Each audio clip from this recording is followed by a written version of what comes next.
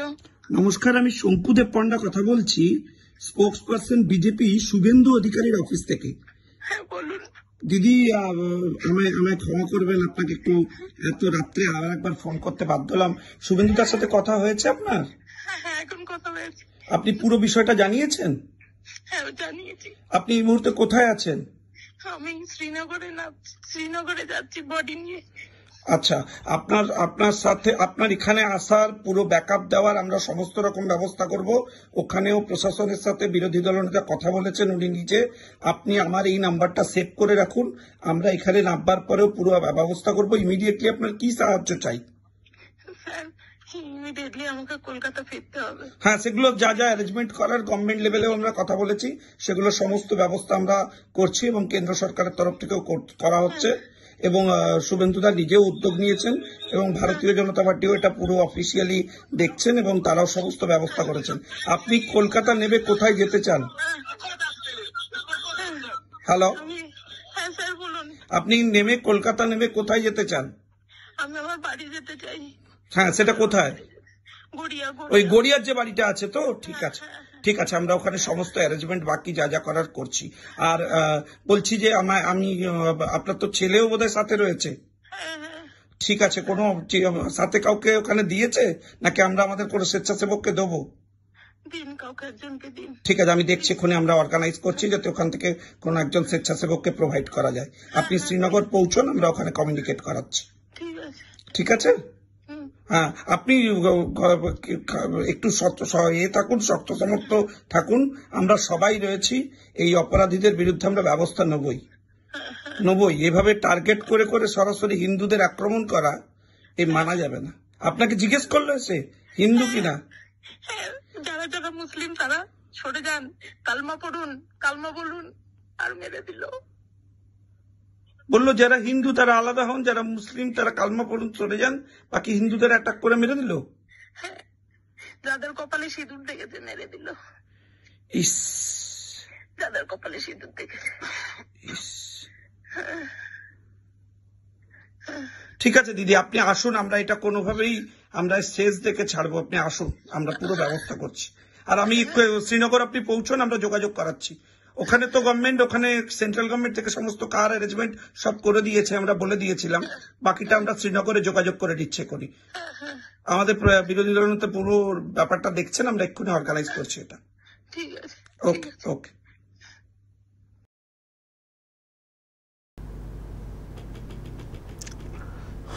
যারা যারা মানে মুসলিম সরে যাও, কলমা পড়ুন, আর কপালে সিঁদুর দেখেই মেরে দিল।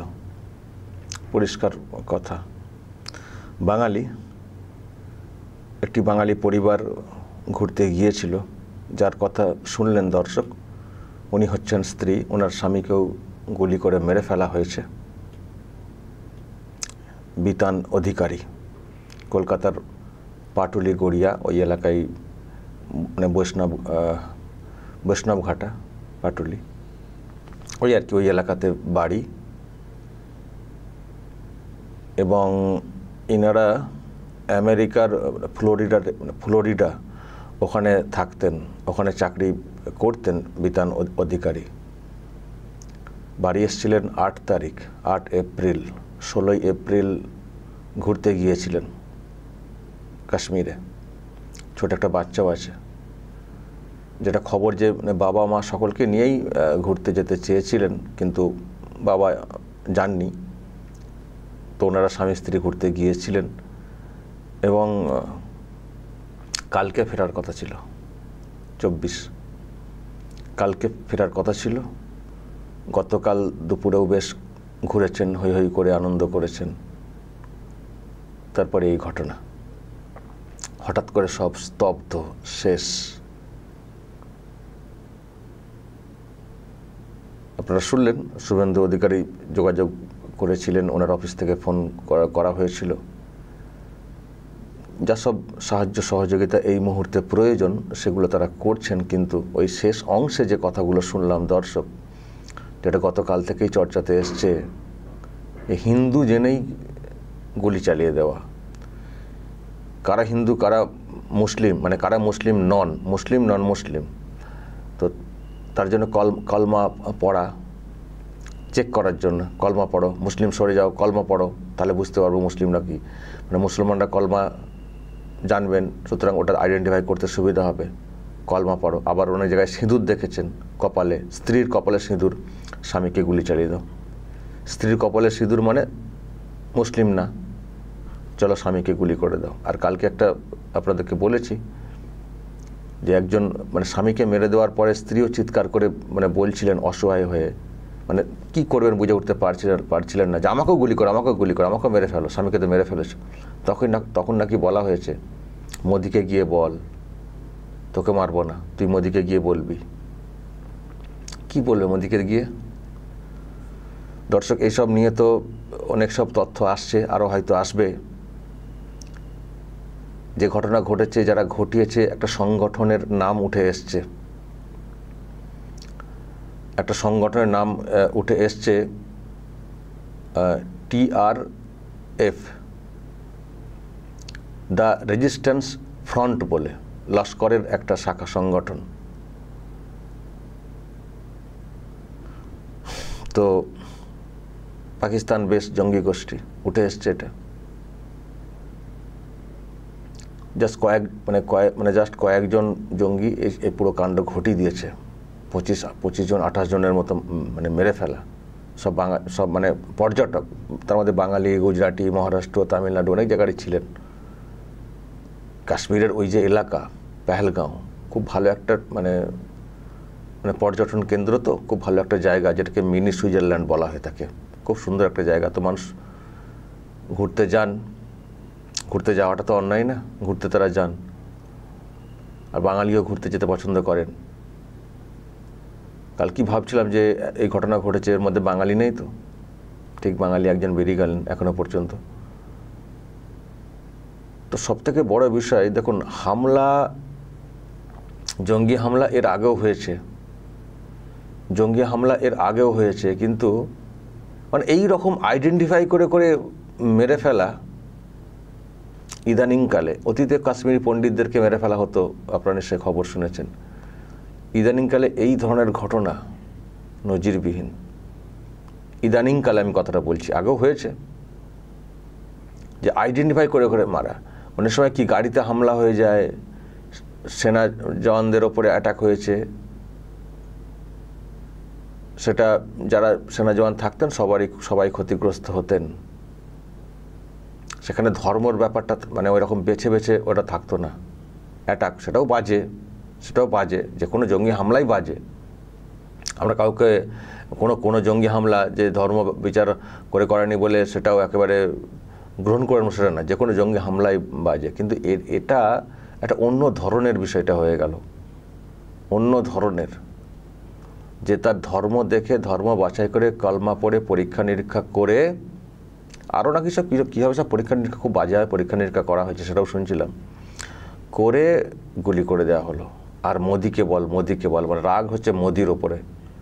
নরেন্দ্র মোদি, উনি তো সৌদি আরবে গিয়েছিলেন, 2 দিনের সফর ছিল, উনিও তো সফর কাটছাট করে ফিরছেন, হয়তো কাশ্মীরে যেতেও পারেন, কালকে অমিত শাহ পৌঁছেছেন। এর জবাব দিতে হবে, এর জবাব, কঠিন জবাব এর কিন্তু দিতে হবে। সোশ্যাল মিডিয়াতে নানান সব বক্তব্য ভেসে আসছে এইসব নিয়ে থ্রেট করা ইত্যাদি। এখন কারণটা কি সেটা নিয়ে প্রশ্ন উঠছে। একটা বলা হচ্ছে যে 370 ধারা ওই করে দেওয়াটা, ওটা রেস এখনও কাটেনি। কিছু একটা ভিডিও দেখছিলাম, সেখানে হুঁশিয়ারি টাইপের 370 করা, তুলে দেওয়া ইত্যাদি। আর একটা কারণ আসছে এই ওয়াকআপের ব্যাপারটা। এই ওয়াকআপ নিয়েও একটা এমন ন্যারেটিভ তৈরি করা হয়েছে, ওয়াকআপ অ্যাক্ট, তার জন্য মোদিকে টার্গেট, হিন্দুদেরকে টার্গেট, এটাও কিন্তু বলা হচ্ছে। তদন্ত এগোক, সেটা আমরা দেখব। ওয়াকআপ ব্যাপারটা হলে সে তো আরও ভাবতে হবে। দেশের অভ্যন্তরেও যেভাবে ওয়াকআপের মানে বিরোধিতা, অ্যাক্টের বিরোধিতা চলছে,